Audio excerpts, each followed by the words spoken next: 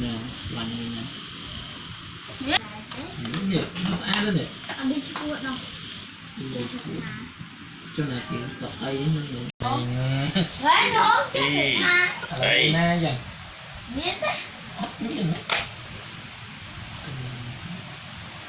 nó hay ly đâu con nữa nè chết rồi tha là gì ngoài rồi thôi mà ai mà so hay nâng tinh lên mà xua lên vậy mà ngay